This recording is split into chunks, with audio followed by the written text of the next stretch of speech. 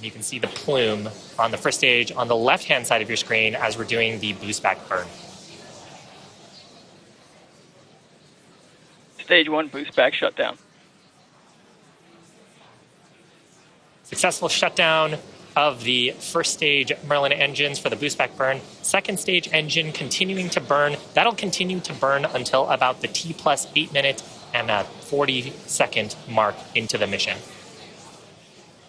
Now, if you're just joining us, welcome to our 25th commercial resupply mission to the International Space Station for our customer NASA. You're watching our 30th mission of 2022 and the third Dragon flight to the International Space Station this year. We lifted off just about 4 minutes ago from the Kennedy Space Center in Florida. On your screen are views of our first stage on the left-hand side of your screen with its grid fins deployed periodically, controlling its attitude to make its way back home. On the right-hand side of your screen is a shot of the Merlin vacuum engine on the second stage, performing its burn. It'll continue to burn for about another 4 minutes to take Dragon up to low Earth orbit.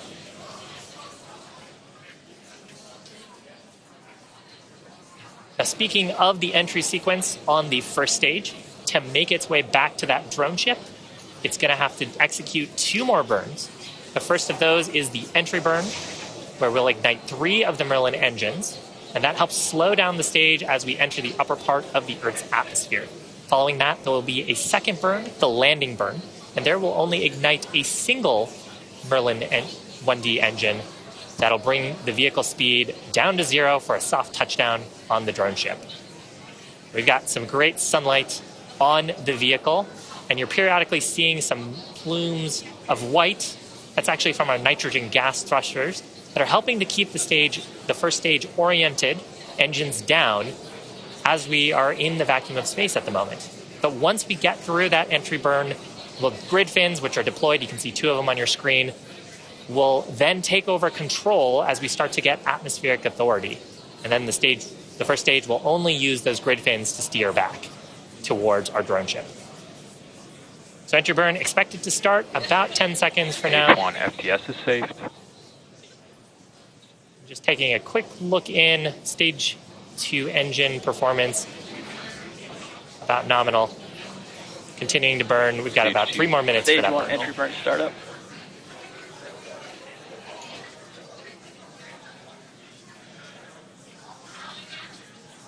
So you can see the velocity on the first stage, bottom left-hand side of your screen, rapidly slowing down as we fire entry burn shutdown. The entry burn. That burn only lasting about 15 seconds. And now we're doing a quick attitude correction to make sure we're pointing the heat shield down. And that entry burn and the plume coming back on the stage ends up depositing a small layer of carbon on the vehicle, which is what gives our first stages that awesome sooty look once we've reflown them. The Falcon 9 also has 4 landing legs. They're made of carbon fiber and aluminum honeycomb. They're placed around the base of the rocket, and they'll deploy just prior to landing during the landing burn. If we're successful in recovering this Falcon 9, it'll mark its 5th successful landing transonic. and our 130th landing overall of a Falcon 9, including Falcon Heavy missions.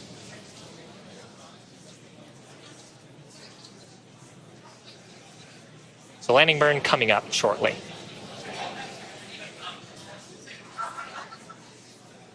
Stage 1 landing burn. Keep an eye out on the speed on the left-hand side of your screen. That's the velocity of the first stage. We're going to see that come all the way down to 0. On the right-hand side of your screen is our drone ship. And also keep an eye out on the left-hand side of your screen for landing leg deploy.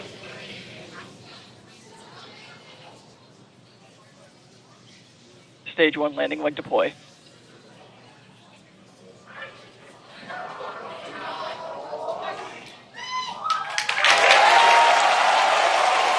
People real excited behind me. Right in the middle, 5th landing for this Falcon 9, 130th landing overall for an orbital class rocket. Beautiful sight to see. Now coming up next is second engine cutoff number 1, or SECO 1. We'll expect the Merlin vacuum engine to stop firing just about 30 seconds from now. It's carrying the Dragon spacecraft to its drop-off orbit around our planet. After we complete second engine cutoff number 1, we'll do a quick check to make sure that the burn performance is as expected. Stage 2 FPS. We're in the targeted orbit. We usually hear that called out as a nominal orbital insertion or a good orbit call out on the loops.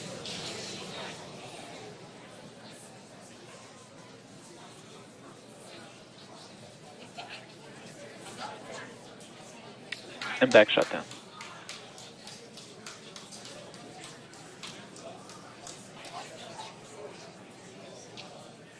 So you heard a call out on the loops there for shutdown of the Merlin vacuum. There's nominal orbital insertion. So that means that the ground teams have assessed the orbit and stage 2 is right where we want it to be. And of course, that also means that Dragon is right where we want it to be since it's been riding on the the second stage this whole time. Now, if you're just joining us, we're about T+9 minutes, 20 seconds into the mission. On the screen next to me is a view of the Merlin vacuum engine with Earth behind it on the second stage. Now, the second stage has one major task remaining, that is commanding separation of the Dragon spacecraft just a few minutes from now.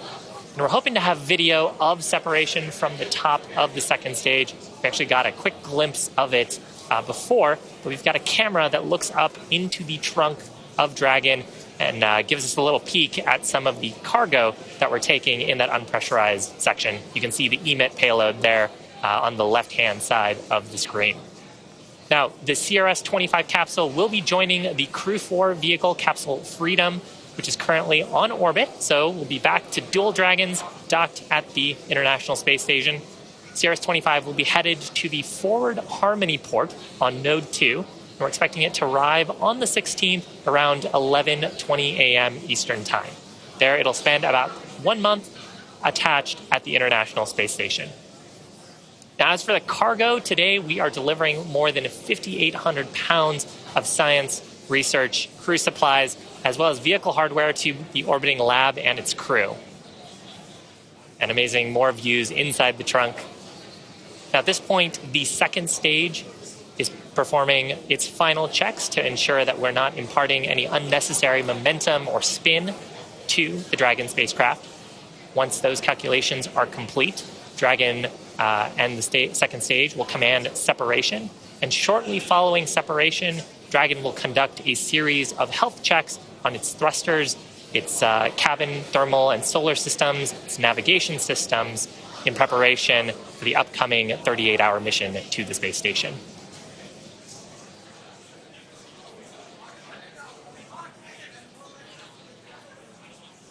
Got about 30 seconds to go. If you're just joining us, we're looking at the second stage. Coming up real shortly to Dragon separation. This particular Dragon marking its third flight, and also the third reuse of our upgraded cargo vehicle. This view looking into the trunk of the Dragon capsule. That's our unpressurized portion of the vehicle. That's some of the payload that we're taking up to the International Space Station. Dragon separation confirmed.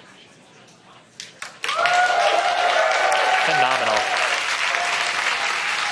So with that, CRS-25 gently floating away from Falcon 9's second stage. Again, coming up next, we've got some service section Draco checkouts, as well as nose cone opening. But that's actually going to complete my coverage here from Hawthorne. So I'm going to pass it over to Sandra at Houston to check in with the teams there. Sandra. And thanks, Shiva. Welcome back into the International Space Station Flight Control Room. That was a beautiful launch from here in Mission Control Houston. Right now, we're just standing by for confirmation of the nose cone deployment.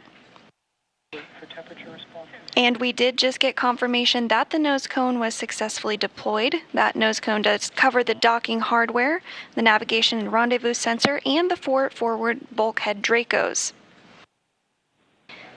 The nose cone will stay open until the end of the mission, until after deorbit burn and just prior to re-entry. If you are just joining us, NASA and SpaceX's 25th commercial resupply mission launched from Pad 39A at the Kennedy Space Center in Florida at 7:44 p.m. Central, 8:44 p.m. Eastern Time this evening, and is currently in orbit and heading to the International Space Station. Dragon is filled with over 5,800 pounds of cargo and supplies, including a variety of science investigations, hardware, and fresh food for the crew on station, such as apples, oranges, cherry tomatoes, onions, carrot, garlic, tahini, and even shelf-stable cheese. On board the International Space Station right now is the 7-person Expedition 67 crew, who I'm sure is looking forward to these fresh foods. The crew includes NASA astronaut Bob Hines, European Space Agency astronaut Samantha Cristoforetti, Roscosmos cosmonauts Denis Matveev, Oleg Artemyev, and Sergei Korsakov, as well as NASA astronauts Jessica Watkins and Kjell Lindgren.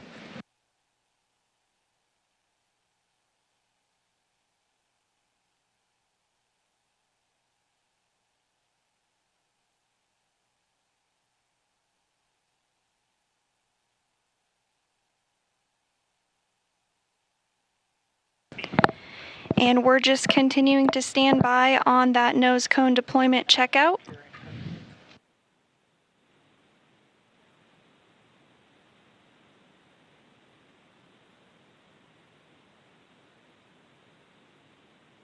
Dragon is slated to dock to the International Space Station on Saturday at approximately 10:20 a.m. Central Time. NASA astronauts Bob Hines and Jessica Watkins will be monitoring the approach of Dragon.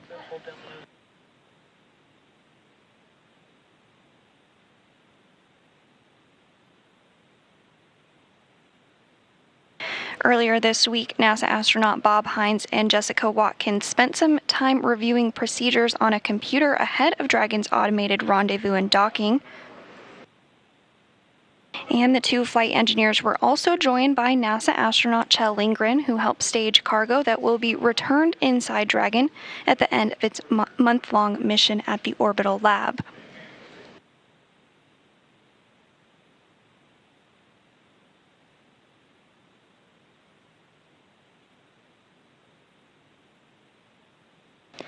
And we are continuing to stand by for confirmation that the nose cone checkouts are complete.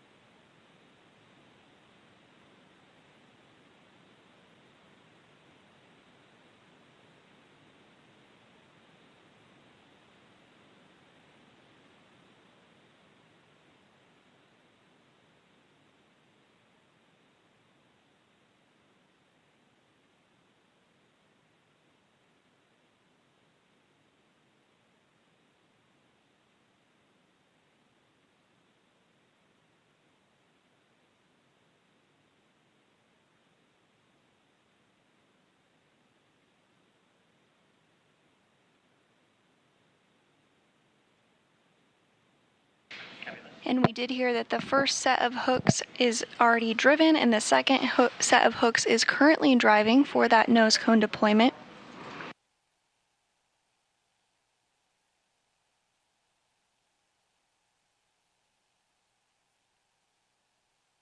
All hooks are now open.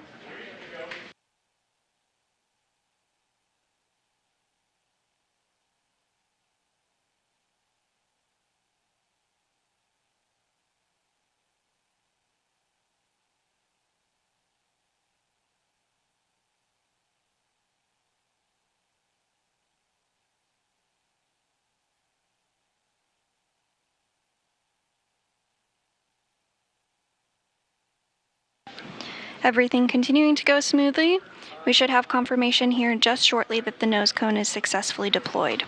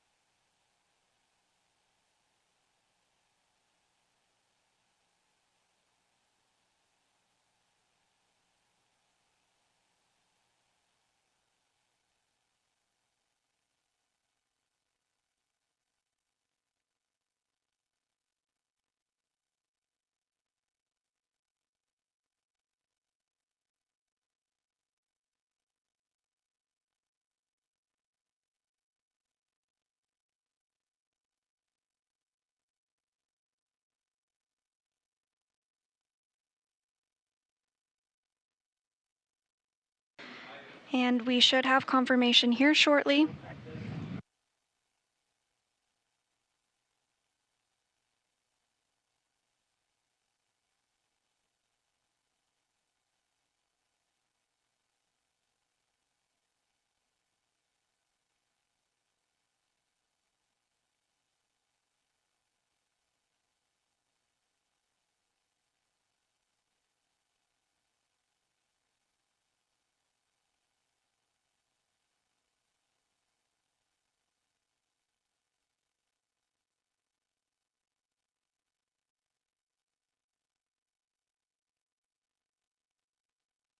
And again, this nose cone does cover the docking hardware as well as the navigation and rendezvous sensors and the 4 forward bulkhead Dracos.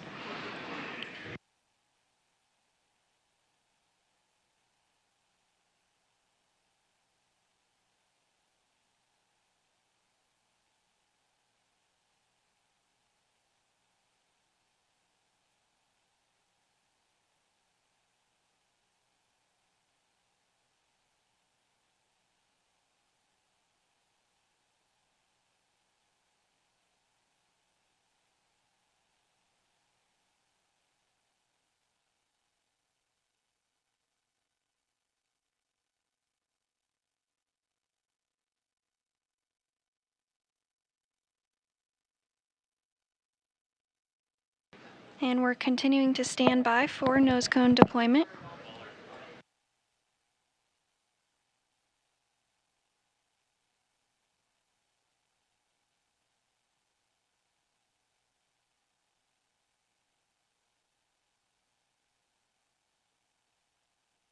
And we did just hear confirmation that nose cone deployment is complete.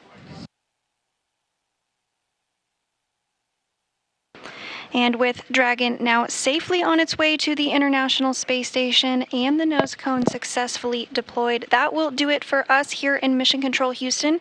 Thanks so much for joining tonight, but I hope you'll tune in for the docking coverage on Saturday beginning at 9 a.m. Central, 10 a.m. Eastern Time. But for now, I'll send it back over to the Kennedy Space Center and Megan. Sandra, thanks so much for walking us through that. That's going to wrap up our launch coverage of NASA's and SpaceX's 25th Commercial Resupply Services mission. As Sandra said, Dragon is on its way to dock to the International Space Station and is set to dock on Saturday at 11:20 a.m. Eastern Time. We will have live coverage of that beginning at 10 a.m. And if you're interested in tracking EMIT, again, one of those experiments on the mission that's studying the Earth's climate, you can do that by scanning this QR code you see on the bottom of your screen, or just write down the website here. It's earth.jpl.nasa.gov/EMIT. Once attached to the space station, EMIT will start collecting its first measurements by the end of this month. Again, thanks for joining us. We leave you with a replay of tonight's spectacular launch. Enjoy the rest of your evening. 10, 9, 8, 7, 6, 5, 4, 3, 2, 1. Engine ignition. And liftoff. Liftoff of SpaceX's Falcon 9 rocket, launching Dragon on the 25th mission to resupply the International Space Station with cool science and a new advanced instrument to more effectively study our planet's climate.